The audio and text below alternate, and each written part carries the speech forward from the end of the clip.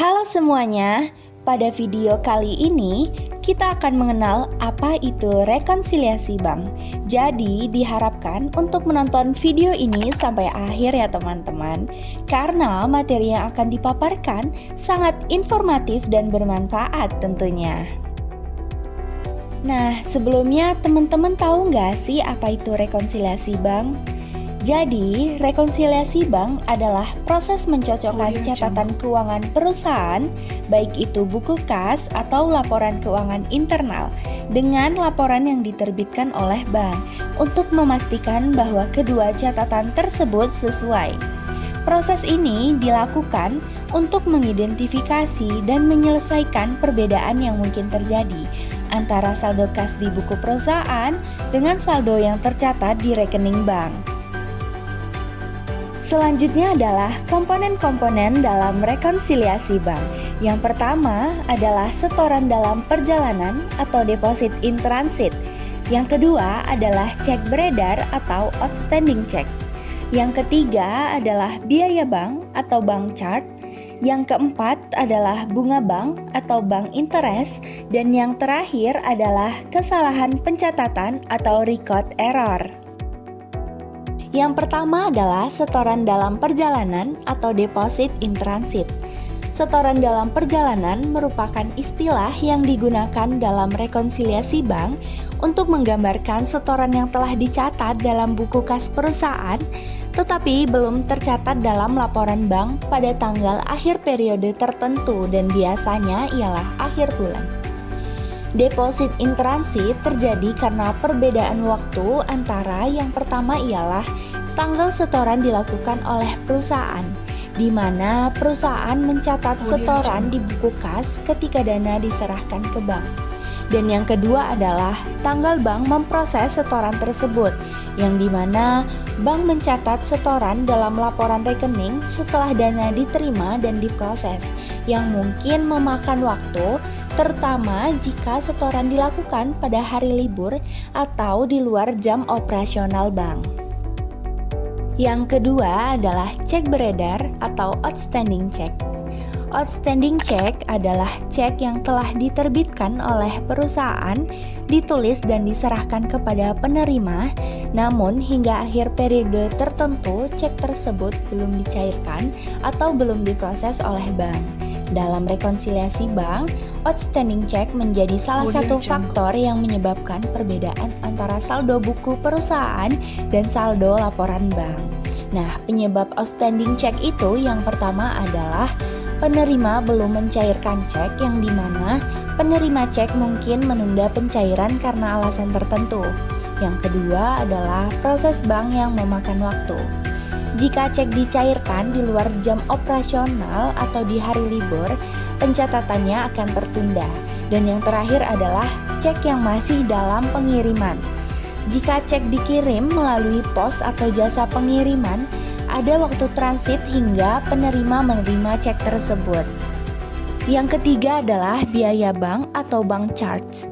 Biaya bank adalah sejumlah uang yang dibebankan oleh bank kepada pemegang rekening untuk berbagai layanan yang diberikan, seperti biaya administrasi, transfer, atau layanan lainnya. Dalam konteks rekonsiliasi bank, biaya bank seringkali menjadi salah satu faktor yang menyebabkan perbedaan antara saldo kas perusahaan di buku internal dan saldo yang tercatat dalam laporan bank.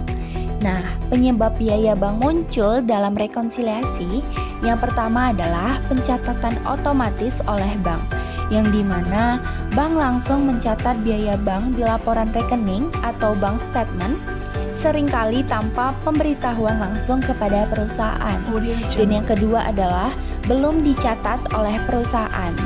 Nah, biaya bank mungkin belum tercatat dalam buku kas perusahaan karena informasi ini baru diketahui setelah laporan bank diterima. Yang keempat adalah bunga bank atau bank interest.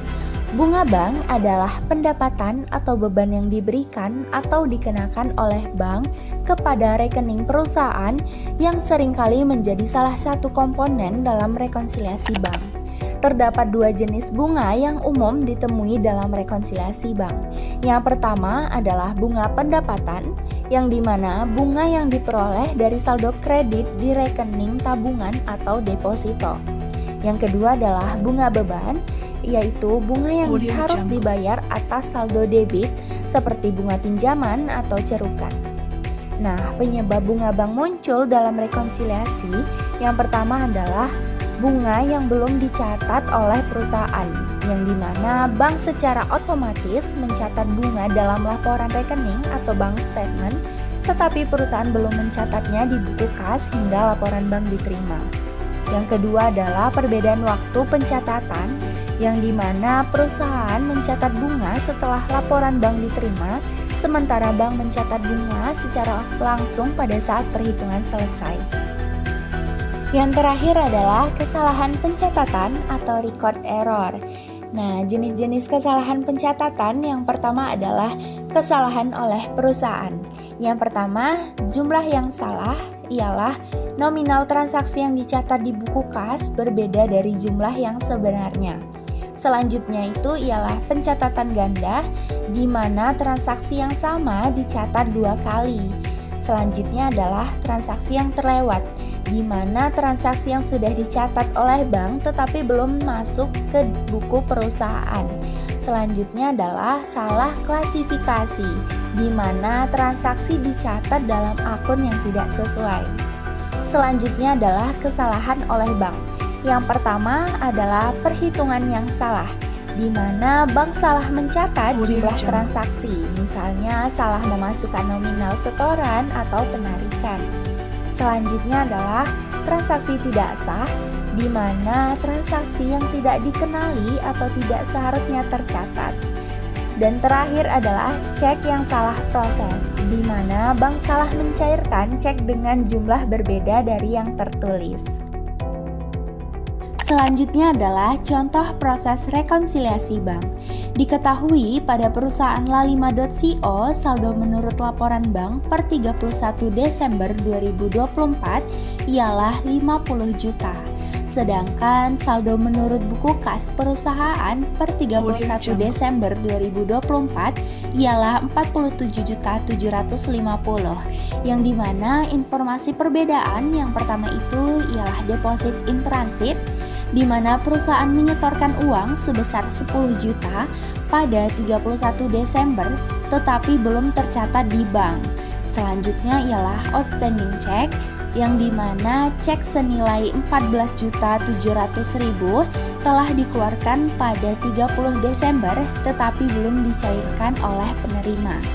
Yang ketiga itu biaya bank, di mana bank membebankan biaya administrasi sebesar 250.000 yang belum tercatat oleh perusahaan. Selanjutnya adalah pendapatan bunga, yang dimana bank mencatat bunga tabungan sebesar 500.000 yang belum tercatat di buku perusahaan. Dan yang terakhir adalah kesalahan pencatatan oleh perusahaan, yang dimana pembayaran ke supplier sebesar 3 juta rupiah dicatat sebagai 300 dalam buku kas. Selanjutnya kita masuk ke dalam proses rekonsiliasi bank. Yang pertama kita akan merekonsiliasi saldo bank terlebih dahulu. Jadi untuk mencocokkan saldo bank dengan saldo yang seharusnya, yang pertama adalah saldo bank kita tambahkan deposit in transit. Jadi 50 juta ditambah dengan 10 juta, kita mendapatkan hasil 60 juta. Setelah itu dari 60 juta tersebut kita kurangkan dengan outstanding check, yaitu 14.700.000 dan mendapatkan hasil 45.300.000. Nah, untuk saldo bank yang direkonsiliasi itu senilai 45.300.000. Selanjutnya kita merekonsiliasi buku kas. Yang pertama adalah kita kurangkan kepada biaya bank, yang dimana saldo buku kas kita 47.750.000, kita kurangkan dengan 250.000, kita mendapatkan hasil 47.500.000.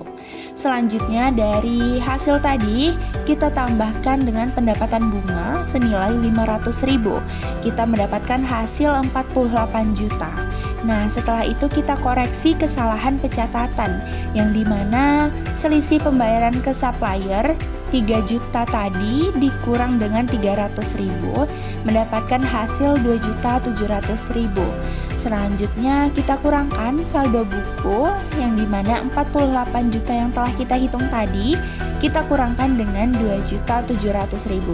Kita dapatkan hasil 45.300.000 dan kita dapat hasil saldo buku kas yang direkonsiliasi senilai 45.300.000. Pada tabel ini merupakan laporan rekonsiliasi bank dari perhitungan yang telah kita hitung tadi.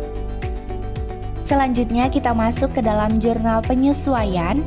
Yang pertama ialah pada tanggal 31 Desember 2024 kita mencatat beban biaya bank terhadap kas senilai 250.000. Selanjutnya di tanggal yang sama kita mencatat kas pada pendapatan bunga senilai 500.000 dan pada tanggal yang sama juga kita mencatat beban pembayaran supplier pada kas senilai 2.700.000. Teman-teman tahu nggak sih mengapa rekonsiliasi bank itu sangat penting? Jadi ada beberapa alasan mengapa rekonsiliasi bank itu sangat penting. Nah, yang pertama ialah mendeteksi kesalahan pencatatan, di mana rekonsiliasi membantu menemukan dan memperbaiki kesalahan pencatatan yang mungkin terjadi. Yang kedua adalah mencegah kecurangan. Dengan membandingkan catatan, kita dapat mengidentifikasi transaksi yang mencurigakan yang bisa mengindikasikan adanya kecurangan. Dan yang terakhir adalah menjaga akurasi keuangan, di mana proses ini memastikan bahwa catatan keuangan perusahaan akurat dan transparan, sehingga mendukung pengambilan keputusan yang tepat oleh manajemen.